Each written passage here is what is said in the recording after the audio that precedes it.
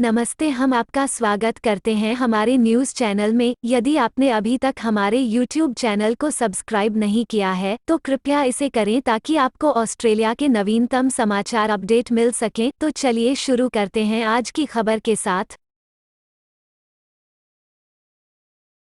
Australia में मरने वालों की संख्या बढ़कर 100 हो गई। न्यूमॉच हाउस में 93 वर्षीय एक महिला जिसे कोविड-19 का पता चला था, ऑस्ट्रेलिया के कोविड-19 की मृत्यु को 100 तक ले गई। वो कोरोनावायरस के लिए सकारात्मक परीक्षण के बाद मरने के लिए सिडनी वृद्ध देखभाल घर का 19वां निवासी है। घरेलू यात्रा पर लौटने के लिए कुतास तैयार। कांटास 12 जून से घरेलू उड़ानों में लौटने की तैयारी कर रहा है, जिसमें अधिक सुरक्षा के उपाय किए गए हैं, जिसमें संपर्क रहित चेक इन, हाथ की सफाई के लिए प्रस्थान द्वार और बोर्ड पर उपलब्ध मास्क शामिल हैं। उड़ान क्षमता को बनाए रखने के चारों ओर निर्णय संक्रामक रोग विशेषज्ञों से आलोचना के साथ मिला है। चीन ऑस्ट्रेलियाई जौ पर टैरिफ लगाता है। चीन ने ऑस्ट्रेलिया से जौ के आयात पर 80% से अधिक का दंडात्मक शुल्क लगाया है, क्योंकि 110 से अधिक देशों ने एक अंतर्राष्ट्रीय कोरोनावायरस जांच के लिए एक धक्का दिया है। कृषि मंत्री डेविड लिटलप्रॉड ने जांच के समर्थन के लिए प्रतिशोध का दावा किया। 1980 के बाद से 2 महामारियों को वन्यजीव गीला बाजारों से जोड़ा गया है और 1 और 2 को निरंतर वन्यजीव प्रथाओं से जोड़ा गया है। यह स्वीकार्यता है कि हमें इन जोखिमों से बचाने के लिए विश्व स्तर पर काम करने की आवश्यकता है। हम लंबे समय से वन्यजीव गीले बाजारों से जुड़े जोखिमों और महामारी की संभावना के बारे में जानते हैं, लेकिन वे कृषि और खाद्य सुरक्षा के लिए भी जोखिम हैं। कैनबरा में चीनी दूतावास ने कहा कि चीन ने आखिरकार जिस गति का समर्थन किया है, उसके लिए ऑस्ट्रेलिया ने दावा किया कि यह एक मजाक था। जैसा कि हम जानते हैं, पुराना काम प्रभावी ढंग से नहीं किया गया था।